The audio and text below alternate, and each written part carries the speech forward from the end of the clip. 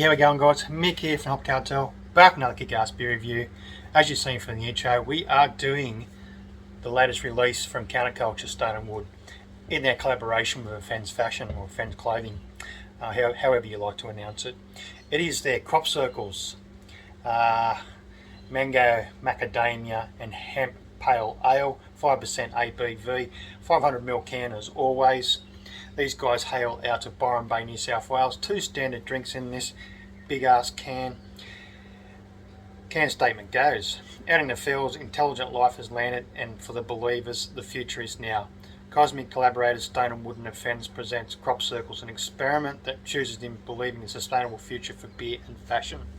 So it goes on with their online statement to say that they're in collaboration. They're going to bring out a bit of a clothing range, release that pretty soon. So that's something really exciting from these guys at Stone and Wood and Counterculture to get in there with Afends and produce something that's obviously going to appease the masses. Together, the brewers, style makers turn the crops that are making green waves in their industries, regenerating grain for beer and hemp for clothing. So the Afends is predominantly hemp-based clothing range, obviously made from hemp. So in the way of the sustainable future, Stone and Wood regenerating or help regenerating the grain crops and obviously the hemp crops through Afends. The beer crop circles pours like sunset over fields, hazy and golden orange. Boisterous mango aromas and flavours are thanks to generous additions of mango puree, mosaic and citra hops, which are all brought back to earth by the creamy and nutty characteristics of hemp and macadamia. Crop Circles is unbelievably tasty and sessionable at 5% ABV. It's the perfect refreshment for those warm summer nights.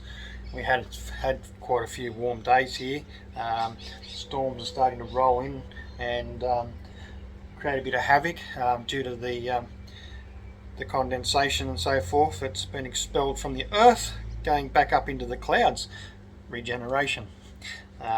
So here we are.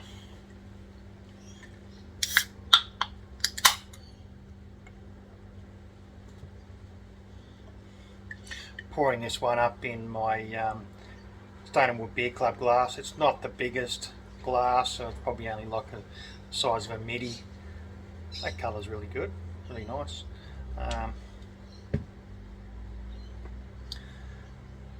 Good carbonation. Compact head there, probably dissipate really quickly. Wasn't really an aggressive pour, but that colour is absolutely beautiful. I can smell it from here. It does smell like quite a fruity, sort of citrusy pale ale.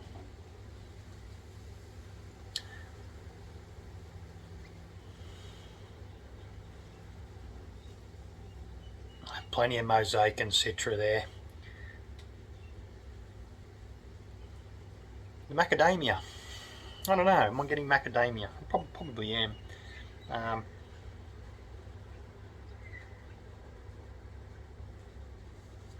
Has that sort of creaminess about it, or sort of creamy. Just from the aroma, I'm gathering that I'm probably going to have a decent mouthfeel on this particular beer. That sort of have a bit of a green aroma about it too, probably coming from the hemp.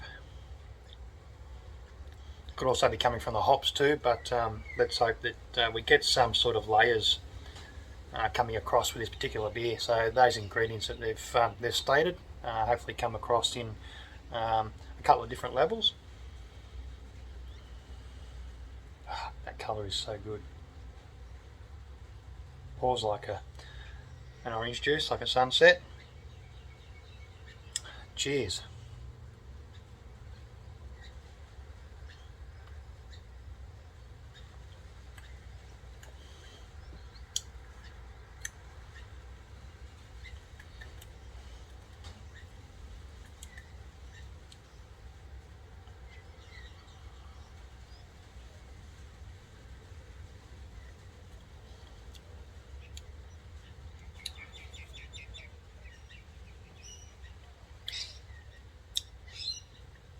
Has got a decent amount of hop flavour there. It's slightly creamy. I wouldn't say a lot of cream, but it has a lot of mouthfeel, particularly for a pale ale.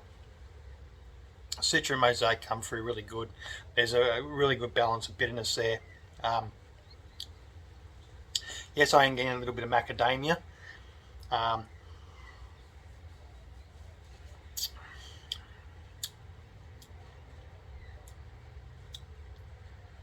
Quite possibly a slight astringency, or it's a pleasant bitterness, maybe coming from the hemp, but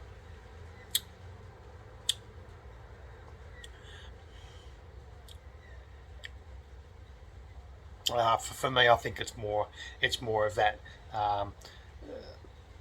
emphasis is on the hops more than anything.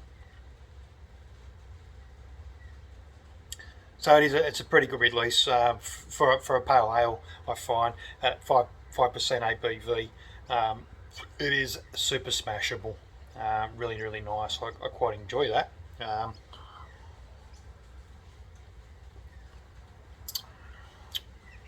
It is super cold. I did put the can into the freezer. I've only received it today, so other cans just in the fridge. This one in the freezer. Might let it settle down a bit and see whether we get any sort of change in the flavour. Cheers. Alright, so I've allowed that to come up to temperature a little bit, as I said I would. You may have noticed or realised that I didn't really mention much about the mango puree in the tasting. That's purely because, personally for me, I always get that descriptor from Mosaic in particular. The citrusy sort of flavours and aromas obviously coming from the citra, and I always pick up a decent amount of mango when I use Mosaic in my own brews. So in saying that, the mango has come through a whole lot more now that it's allowed to sort of come up a few degrees in temperature. As mentioned, it did come out of the freezer, so it was very cold, and probably too cold for serving, so allowing it to warm up a little bit.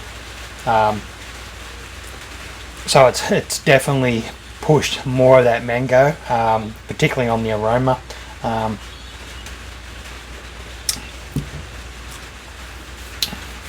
Not so much in the flavour. It's definitely there. I'm just getting sort of more of now a real sort of diluted orange, piffy sort of flavour coming from it, which is what I probably was picking up in the start there when I mentioned that it had this sort of astringency, bitterness about it that may have been more dominant than anything else. At a warmer temperature, it does come across a little bit more unfavourable for me. Regardless, I think it's probably a beer that needs to be consumed very cold. That's everyone's palate's different. Everyone's opinion's different when it comes to things like that. So apart from that, it is what it is. It says it's a beer that you're going to really enjoy on a warm summer's night, and without a doubt, that's something that I feel most receivers will experience.